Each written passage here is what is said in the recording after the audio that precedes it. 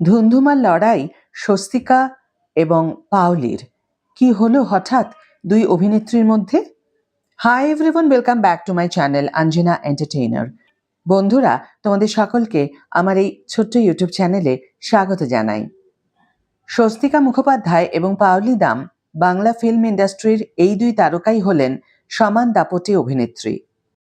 Main stream থেকে অন্য ঘরানার ছবি সবেতেই তাঁরা দুজনেই সিদ্ধহস্ত, কিন্তু আচমকাই দুই অভিনেত্রীর মধ্যে লাগলো ধুন্ধুবার যুদ্ধ। কিন্তু কেন? না, দুই অভিনেত্রীর মধ্যে সম্পর্ক একেবারেই খারাপ হয়নি, বরং অর্জুন দত্তের হাত ধরে বহু বছর পর আবার একসঙ্গে অভিনয় করতে চলেছেন স্বস্তিকা এবং পাওলি। ডার্ক কমেডি ঘরানার ছবি বিবি পায়রা সিনেমায় জুটি বেঁধেছেন এই দুই তারকা। ছবিটি মুক্তি পাবে আগামী 10ই এপ্রিল। তার আগে মুক্তি পেল ছবির টিজার।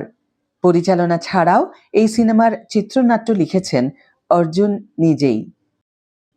স্বস্তিকার বিপরীতে অভিনয় করবেন অনির্বাণ চক্রবর্তী। এছাড়াও অভিনয় করবেন অনিন্দু সেনগুপ্ত, সুব্রত দত্ত, অঙ্কিতা মাঝি, ভবানী মুখোপাধ্যায়, লোকনাথ দে সহ আরও অনেকে। এই সিনেমা টিজার দেখে মোটামুটি স্পষ্ট হয়ে যায় দুই গৃহবধূর একটি অন্যরকম লড়াইয়ের কাহিনী দেখতে পাওয়া যাবে এই ছবিতে। তবে সকলকে ধোঁকা দিতে দিতে কখন হয়তো তারা নিজেরাই পড়ে যাবে বেকায়দায়। বিপদ থেকে বাঁচার জন্য কোন রাস্তা বেছে নেবে তারা? কোন কারণে দুই গৃহবধূর হাতে উঠে আসে বন্দুক? কেন অন্ধকারের পথ বেছে নেয় তারা? সংসারের কোন অশান্তির কারণে হাতে উঠে আসে মদের বোতল?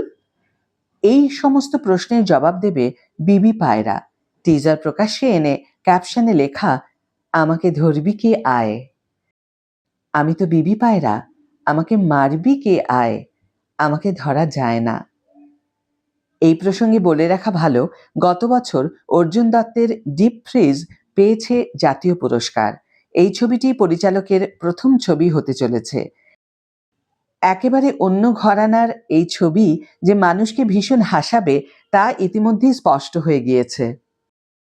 তাহলে ছবিটি রিলিজ করার অপেক্ষা। আজকের ভিডিও এখানে শেষ করছি বন্ধুরা। ভিডিওটি যদি ভালো লেগে থাকে তাহলে অবশ্যই একটি ছোট্ট করে লাইক দিও, শেয়ার করো বন্ধুদের সাথে, কমেন্ট করে জানিও তোমাদের মতামত। যারা এখনো আমার চ্যানেলটিকে সাবস্ক্রাইব করোনি তারা অবশ্যই চ্যানেলটিকে সাবস্ক্রাইব করে আমার পাশে থেকো, আর যারা অলরেডি সাবস্ক্রাইব করে দিয়েছো তাদের জন্য আমার অনেক ভালোবাসা এবং অনেক ধন্যবাদ। আজ তাহলে বিদায় বন্ধু, দেখা হবে পরের ভিডিওতে। ভালো থেকো, সুস্থ থেকো, সঙ্গে থেকো।